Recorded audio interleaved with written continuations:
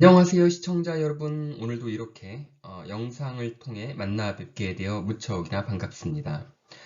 웬만한 기업들의 주총이 마무리가 되었습니다. 코스피 지수가 작년 초부터 1년 넘게 계속 2400선을 길게 횡보를 하고 있는데 이제 긴 터널의 출구가 가까워지고 있음을 저는 많이 느끼고 있습니다.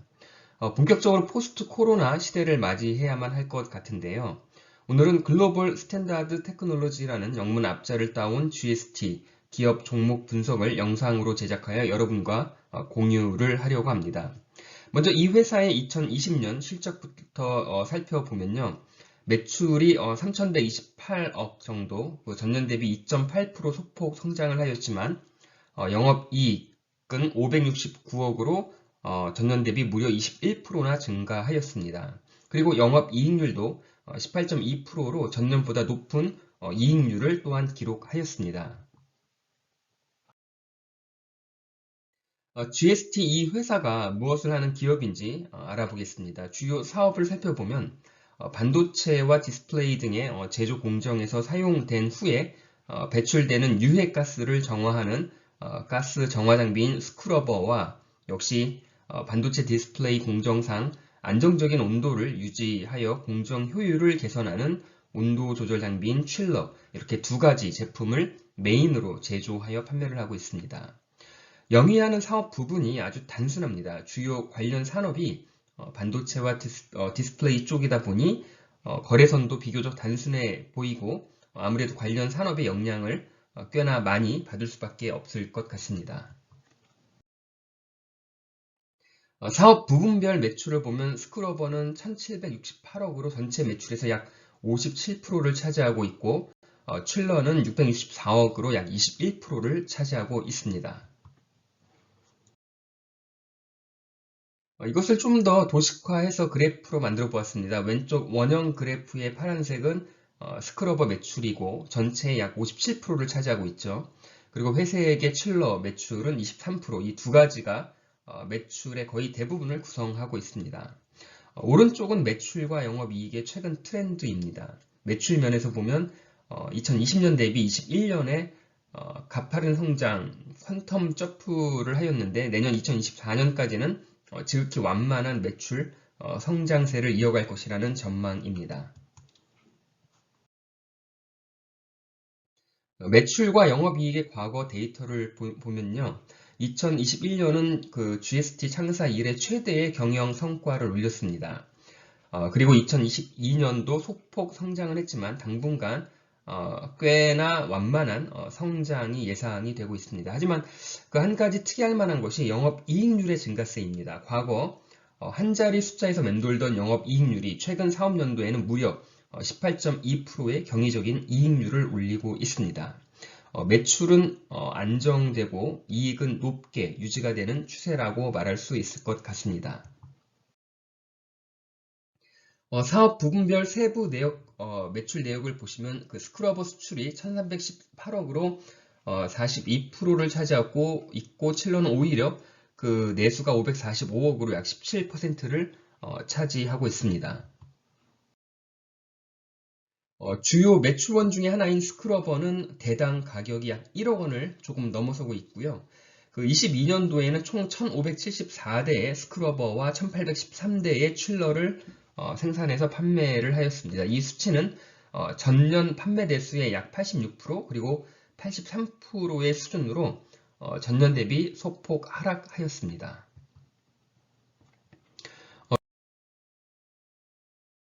주요 고객사 중 특정 고객사 매출 비중이 더욱 커졌습니다. 단기에는 1207억으로 A사에 납품한 매출이 무려 40%를 넘어서고 있는데 이것은 전기와 비교해 볼 때 하나의 고객사에 더욱더 편중되고 있는 그런 모습으로 보여지고 여기서 이제 주요 고객사는 뭐 다들 추측이 가능하시겠지만 삼성전자라고 생각이 됩니다.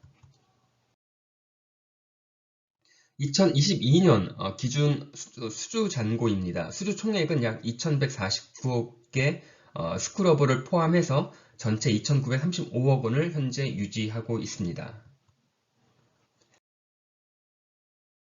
앞서도 잠시 언급되었지만 특정 고객의 매출 편중이 심한 편입니다.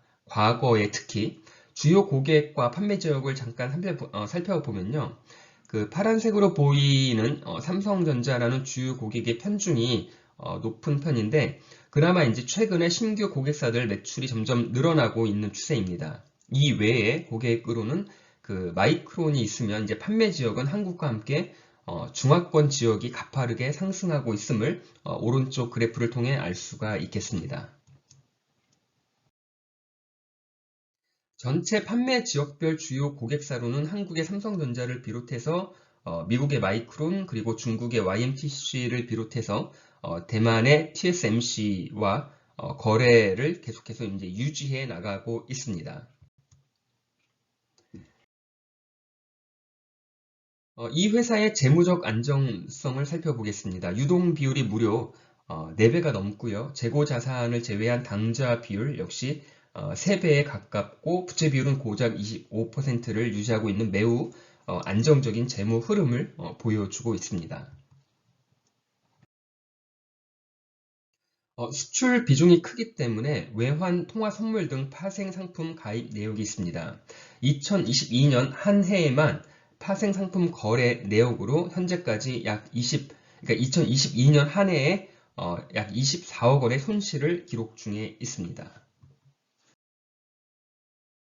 아무래도 반도체 장비 회사이기 때문에 이제 특화된 기술력을 유지하기 위한 연구개발 투자는 매우 중요하다고 이야기할 수 있겠는데 그림에 보시면 작년 전체 매출의 약 5%를 그 R&D로 투자를 하고 있고 이 금액은 그대로 판매 비용으로 비용 처리를 하고 있습니다. 매출이 크기 때문에 그 5%의 R&D 투자 비용이 약 150억 정도의 큰 금액을 공격적으로 집행하고 있는 모습이 되겠습니다.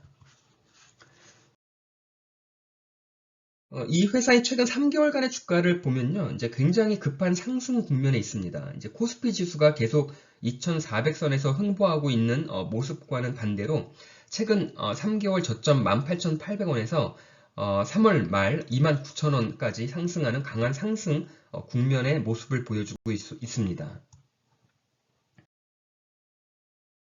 이것을 5년으로 길게 늘려보면 2019년 4,130원 최저점을 기록 후 꾸준하게 상승해서 22년 11월에는 무려 39,000원까지 올라가더니 올해 초 다시 하락한 후 최근 3개월 새에 강한 반등을 하고 있는 모습이 되겠습니다. 그런데 이제 중요한 것은 이렇게 높은 성장을 하고 있음에도 불구하고 이 회사 PER이 겨우 4배가 안 되고 있고 PBR 역시 1배가 안 되고 있는 기업의 가치 대비 주가가 굉장히 저평가된 상태라고 이야기할 수 있을 것입니다. GST, 이 기업 종목에 대한 개인적인 의견입니다. 지금 반도체가 큰 어려움을 겪고 있죠. 하지만 이 또한 다 지나갈 것입니다. 더불어서 반도체, 특히 그 서버용 DDR5의 성장은 예견되어 있다고 해도 과장이 아닐 것입니다. 어쩔 수 없이 반도체 사이클의 상승 국면으로 가는 것은 시간 문제라고 봅니다. 그 삼성전자에 편중되었던 매출 비중이 점차 다양한 고객선으로 확대가 되고 있습니다. 이것은 단일 고객선에 대한 위험을 분산시킬 뿐만 아니라 신규 거래선을 통한 매출 증대에도 많은 기여를 할 것으로 전망되고 있습니다. 마지막으로 PER, 퍼가 4배가 안 되고 PBR 역시 1배가 안 되는 굉장히 저평가된 현재의 주가입니다. 투자에 있어서 아주 큰 매력을 느끼는 그런 기업이 아닐까 저는 개인적으로 생각을 해봅니다. 여러분 주식 투자 긴 호흡으로 그리고 긴 안목으로 꾸준히 투자를 이어간다면 결국 이길 수밖에 없는 투자라고 저는 확신합니다. 오늘도 이렇게 끝까지 영상 시청해 주셔서 감사드리고요. 저는 다음번 영상으로 다시 찾아뵙겠습니다. 감사합니다.